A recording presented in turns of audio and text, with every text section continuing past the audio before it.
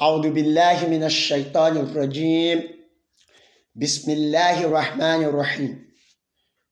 Ètò tí ẹ̀ ń gbọ́ òun náà ni Iwalesin tó ń dé sí ti gbọ́ wa.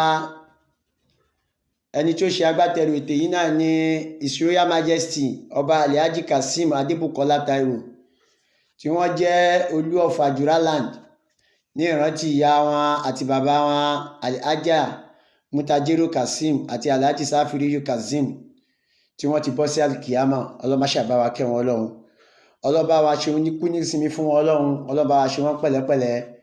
Ohun ọmọ yín tí ẹ̀ ń gbọ́ òun náà ni ọmọ yín náà ni Chief Imam of Orílẹ̀-Ìgbérè Central Mosque Ajura Alfa Abdulwasim Fauban tí ó jẹ́ Chief Imam Orílẹ̀-Ìgbérè Central Mosque nílùú Ajura. Ètò tí a fẹ́ sọ fúnra wa lénìí òun náà ni akhlaqul islamiyya, àwọn ìwà tí Islam gbé kalẹ̀ fún wa pé ká wù níwà. Ìwà pọ̀ nínú ayé, oríṣiríṣi ìwà sì ní bẹ nínú ayé, ṣùgbọ́n téèyàn bá jẹ́ mùsùlùmí kí làwọn ìwà tí Islam gbọ́dọ̀ bá lọ́wọ́ ẹ̀. Téèyàn bá wá jẹ́ mùsùlùmí, Islam gbọ́dọ̀ ó jẹ́ ẹ̀sìn tó ṣe wípé a máa túnyàn ṣe. Gẹ́gẹ́ bí àwọn èèyàn, Islam ní láti tún ẹ̀dá ṣe níwà, láti tún ẹ̀dá ṣe ní ìṣe, láti tún ẹ̀dá ṣe ní ọ̀rọ̀ sísọ. Islam jẹ́ ẹ̀sìn tó ń tijú púpọ̀, tó sì fẹ́ jẹ́ kí èèyàn náà ó tijú. Látara títijú yẹn náà yóò fi bọ́ lọ́wọ́ ní pípé. Tá a bá wọnú ayé tá a wà lénìí, nílùú tá a bára wa, kò fẹ́ẹ̀ sí ìwà mọ́nú ayé. Ìwà ti jáde ó sì ti sọnù. Láàrin obìnrin kò síwà mọ́, láàrin ọkùnrin kò síwà mọ́, láàrin ọmọdé kò fẹ́ẹ̀ síwà mọ́, láàrin àgbàlagbà kò fẹ́ẹ̀ síwà mọ́. Ló fi ń jẹ́ wípé ayé ò fẹ́ ló ṣe ń rí bó ṣe ń rí. Ṣùgbọ́n ìgbà tí Islam ti dé, tí Ramadan tún wọlé, Ramadan láti tún mùsùlùmí ṣe. Nítorí pé tí mùsùlùmí bá ti dánú ayé, gbogbo ayé ó sì dá. Mùsùlùmí ní ń bàjẹ́ nú ayé táyé fi ń rí bó ṣe rí. Ni Ramadan fi ń pè wá sákíyèsí wípé kí a pera wa padà nínú àwọn ìwà tí ò dá tá a ti ń wù. Inú ìwà tá a wá fẹ́ mú lẹ́yìn, nítorí pé nínú ọ̀rọ̀ tí Ọlọ́run bá sọ fún Ànábì wa Muhammad ba'da bismillahir rahmanir rahim. Ọlọ́run ní ba'da bismillahir rahmanir rahim. Ọlọ́run ní laqad kana lakum fi rasulillahi uswatan hasanah liman kana yarjullaha wal yawmil akhir wa dhakara Allahu kathira. Ọlọ́run bá ní laqad kana lakum fi rasulillahi, ń bẹ lára Ànábì uswatan hasanah, àwọn àríṣèmọ̀ àríkọ́ṣe dáadáa nínú wà, nínú ìṣesí, ń bẹ látara Ànábì wa Muhammad sallallahu alayhi wa sallama. Ló fi jẹ́ pé lára Ànábì ìwà ti pín sára ẹ̀. Ló fi jẹ́ pé kò sí ohun tá a fẹ́ wá mọ́ ní ayé nísìnyí tá a ní padà sára Ànábì sallallahu alayhi wa sallam. Ó ní liman kana yarjullaha wal yawmil akhir. Ọlọ́run wá ní fẹ́ni tó gbà pé òun ó pàdé Ọlọ́run ọba àwọn wal yawmil akhir àti ọjọ́ kẹyìn tí ń bẹ, kó túmọ̀ ní mọ́ ìwà tó dá látara Ànábì. Nítorí gbogbo wa Ànábì pátá dáadáa ni. Lọ́lọ́run ọba ṣe ròyìn Ànábì náà wa zakara Allahu kaseera, wípé kó sì máa rántí Ọlọ́run ní gbogbo ìgbà. Ọlọ́run wá ròyìn Ànábì pẹ̀lú wà. Ó ní innaka la'ala khuluqin azim. Ó sọ fún Ànábì sallallahu alayhi wa sallam, ó ní wọlé ní tí wọ́n dá jù ní ayé. Ìwà tá a wá fẹ́ mú lára Ànábì lẹ́yìn tá a máa jẹ́ ẹ̀kọ́ fún gbogbo wa, òun náà ní sùúrù. Ànábì ní sùúrù púpọ̀. Sùúrù yìí asọ́búrú làwọn Lárúbáwá pè. Ó yẹ kẹ́dà ó ní sùúrù. Tá a bá wo ní ayé tá a wà lẹ́nìí, ayé ò ní sùúrù mọ́. Ayé ń kánjú, àáfàá ń kánjú, ìmáàmù ń kánjú, èrò ẹ̀yìn ń kánjú, ayé fúnra rẹ̀ ń kánjú. Gbogbo ayé ti wá dẹni tí ò fẹ́ ní sùúrù mọ́. Tá a bá sì wòrò Ọlọ́run tó pera rẹ̀ nínú asmaul husna, nínú orúkọ Ọlọ́run ọba tó jẹ́ 99 tó fi kira rẹ̀. Ó kira rẹ̀ nígbà tó kira rẹ̀ láti bẹ̀rẹ̀ Allah Ar-Rahman, ó wá kira rẹ̀ dé As-Sabur, ọba onísùúrù. Tó bá jẹ́ pé kì í ṣe pé Ọlọ́run ní sùúrù fún wa ni, ṣe mọ̀ pé yóò ti pa gbogbo ayé rẹ́. Gbogbo ohun tí àwọn ọjọ́ kan ṣe, ẹyọ kan ní ẹ̀ làwọn ìjẹ́ kan ṣe tọ́lọ́run fi pa wọ́n rẹ́.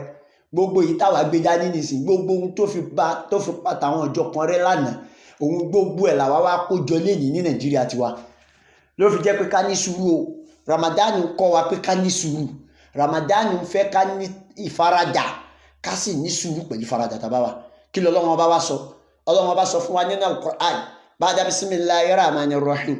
Ọlọ́run ní ya ayyuhalladhina amanu isbiru wasabiru warabbitu wattaqullaha la'allakum tuflihun. Ọlọ́run bá sọ pé ya ayyuhalladhina amanu. Ọlọ́run ní mo pè yín olùgbàgbọ́ òdodo, mo pè yín ẹ̀dá ènìyàn tẹ́ gbọ́ Ọlọ́run ọba gbọ́, tẹ́ sì mọ̀ pé pàdé mi Ọlọ́run ọba níjọ́ kan. Isibiru, ẹ lọ ní sùúrù. Wasabiru, ó wá ní jámù, ó tún wá ní mọ́sídárì fa'ilu sọ́bírù. Ó ní ẹ lọ ní sùúrù. Bẹ́ẹ̀ ṣe wá ní sùúrù, ẹ lọ tún fi sùúrù kún sùúrù yín. Warabbitu, kẹ́ẹ̀sì wá ní faradà. Warabbitu, ẹ lọ ní faradà fáwọn Ọlọ́run ọba. Gbogbo yìí tí ń ṣẹlẹ̀ láyé tá a wà ń bẹ̀, ara wa ló ń fà. Nínú àyá Al-Qur'an kan Ọlọ́run ní àní yí ìwà àjọ kan padà àyàfi táwọn náà bá tó yí ṣe wọn padà fáwọn Ọlọ́run. Ìwà wa ló ń fà yìí tá a wà ń bẹ̀, ká lọ ní sùúrù. Wattaqullaha, Ọlọ́run wá ní ẹ páyè mi Ọlọ́run ọba. Ìdí tá a fi ń sọ gbogbo eléyìí, ká ní sùúrù, ká ní faradà, ká páyà Ọlọ́run la'allakum tuflihun. Ká lè bá máa bẹ nínú àwọn ẹni tí ó jèrè, ká lè máa bẹ nínú ẹni tí ó là, ká lè bá máa bẹ nínú ẹni tí Ọlọ́run ọba ó padà ṣàánú ẹ̀jọ̀ gbìdà kìyàmà. Àti ní sùúrù òun ló jà ó. Tá a bá lè ní sùúrù nínú ayé, á padà wá débi tá à ń lọ. Nígbà tẹ́yàn kan wà nínú ayé nìsín, ọmọ 40 ọdún tó fẹ́ ṣe ohun tí bàbá rẹ̀ ò rí ṣe nínú ayé, tó wá ń sáré àti là, tí ń sáré àti lu, tí ń sáré àti jẹ́yàn. Báwo ni kò ṣe ní pàdé Ọlọ́run ọba rẹ̀ níwájú? Báwo ni ò ṣe ní pàdé ìyà tí ó padà jẹ wájú? Ló ṣe jẹ́ pé ká ní sùúrù. Gbogbo yìí tá a rí nípa ìní sùúrù wa, ká tàjẹ̀ sílẹ̀, ká para wa lẹ́kúnjayé, ká lu jìbìtì, ká là fọwọ́rá nítorí pé a fẹ́ jẹ́ èèyàn ní ayé. Èyí tọ́lọ́run sì ti kọ́ mọ́ wa lápadà jẹ. Ọlọ́run ọba ti kọ́ dirú ala kulli shay'in, ó ti kọ́. Ẹlòmíì ń bẹ nínú yín tó ṣe yí pé kansullahi fil ardi, Ọlọ́run ọba ó tẹ pẹpẹ ọ̀rọ̀ lọ fún un ni. Yóò máa jẹ, yóò máa mu, yóò tún máa bù dànù. Ẹlòmíì sì ń bẹ ní ìwà mí ní ọ̀hún mọ́kítẹ́dìrún. Ń bẹ nínú yín tó ṣe pé àti òdiwọ̀n nǹkan tí a fún, bó fẹ́ bó kọ̀, déédéé ohun tá a fún náà láfún. Ìbá sáré látẹ̀ní dọ̀la, ìbá máa ní sùúrù, ìbá máa ní faradà, déédéé ohun tí ó gbà ní ayé náà ni ó gbà. Ọlọ́run ọba ti pa gbogbo nǹkan léṣe kalẹ̀ fẹ́ dà. Kí la wá ń sáré àsápajúdé fún? Sùúrù ní ọba wa, gẹ́gẹ́ bí àwọn Yorùbá ṣe sọ. Ní ìsinyìí kí ló wá dé tá ní sùúrù mọ́ ní ayé? Ẹ jẹ́ ká fi sùúrù sọ̀rọ̀ wa. Ìlú Nàìjíríà ọlọ́mọdé ó bàjẹ́, Ọlọ́run kó fún wa sùúrù. Èyí tá lè mi fi ní dáradá ti dáadáa, Ọlọ́run má ṣàjogún ẹ̀fẹ́ ní kọ̀ọ̀kan wa. Àdúrà wa Nàìjíríà Ọlọ́run tó gbà. Èyí tá ń kojú yìí náà Ọlọ́run má ṣàwà pẹ̀lú ẹnì kọ̀ọ̀kan wa. Ìlú wa nílùú Ajura ọlọ́mọdé ó bàjẹ́ o. Gbogbo abúlé tí ń bẹ lábẹ́ Ajura pátá ọlọ́mọdé ó dàrú. Ìlú Ògùn state lápapọ̀ ọlọ́mọdé ó bàjẹ́. Àwọn olórí wa Ọlọ́run má ṣàkọ́ ọmọ ṣe Ọlọ́run. Ìlú Nàìjíríà lápapọ̀ Ọlọ́run gbàdúrà ẹnì kọ̀ọ̀kan wa. Sùúrù Ọlọ́run má yọ kúrò ní ọ̀rọ̀ ẹnì kọ̀ọ̀kan wa. Ọlọ́run fún wa ṣe wá lẹ́ni tó ní sùúrù, já lè rí sùúrù lò gbà.